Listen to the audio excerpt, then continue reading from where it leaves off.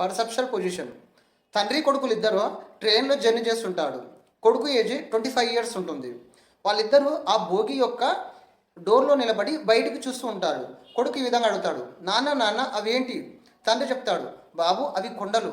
Wow, కొండలు ఎంత పెద్దగా ఉన్నాయో, ఎంత బాగున్నాయో. నాన్న నాన్న ఇదేంటి? ఇది నది బాబు, అందులో ఉన్నాయి వాటర్ అని చెప్తాడు. వావ్, నది ఎంత పెద్దగా ఉందో, వాటర్ ఎంత బాగున్నాయో అని కేకలు వేలుస్తాడు, అరుస్తాడు. నాన్న నాన్న అది ఏంటి?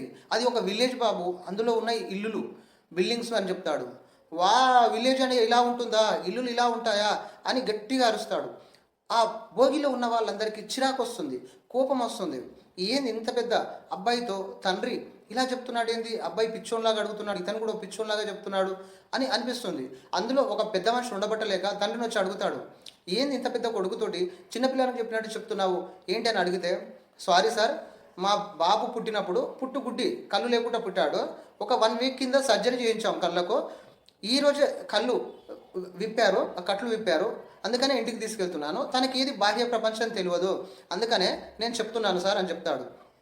అప్పుడు వాళ్ళందరికీ బాధ అనిపిస్తుంది. ఆ కోపం చిరాకంతా పోయి బాధ అనిపిస్తుంది. వాళ్ళు ఆ తండ్రి పొజిషన్లోకి వెళ్ళి చూస్తారు. అంతసేపు ఏంటంటే వాళ్ళ పొజిషన్లో నుంచే ఆలోచిస్తారు. ఇప్పుడు ఈ నిజం తెలిసే వరకల్లా ఇప్పుడు వాళ్ళకి బాధ అనేది వచ్చింది, ఆ కోపం అనేది పోయింది.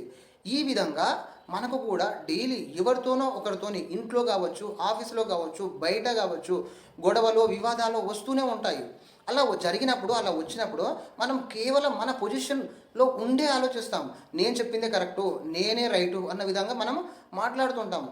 ఒక్కసారి అవతలి వ్యక్తి పొజిషన్లోకి వెళ్ళి ఆలోచిస్తే మనకు ప్రాబ్లం 80% ప్రాబ్లం సాల్వ్ అయినట్టే. వాళ్ళ మైండ్ సెట్ ఎలా ఉంది, వాళ్ళు పెరిగిన విధానం ఎలా ఉంది, వాళ్ళు ఏం ఆలోచిస్తున్నారు, అసలు ఏం చెప్తున్నారు అనేది క్లియర్గా వాళ్ళ పొజిషన్లోకి వెళ్ళి మనం ఆలోచించాలి. ఇప్పుడు ఇద్దరి మధ్య ఎం అనే అక్షరాన్ని పెట్టారు, నాకు అది ఎంలా కనబడుతుంది, కానీ ఎదుర్కొన్న వ్యక్తికి అది డబ్ల్యూలా కనబడుతుంది. నేను ఎంఏ అంటున్నాను, ఒక్కసారి నేను ఆ సైడ్ వెళ్ళి చూస్తే అది నాకు డబ్ల్యూలా కనబడుతుంది. ఈ విధంగా ఎవరి అభిప్రాయాలు వాళ్ళకు ఉంటాయండి, ఎవరి పరిస్థితి వాళ్ళకు ఉంటుంది. అందుకనే మనం ఎదుటి వ్యక్తి పొజిషన్లోకి వెళ్ళి చూడాలి. చూస్తే ఈ వివాదాలు, గొడవలు అనేవి ఉండనే ఉండవు. Thank you.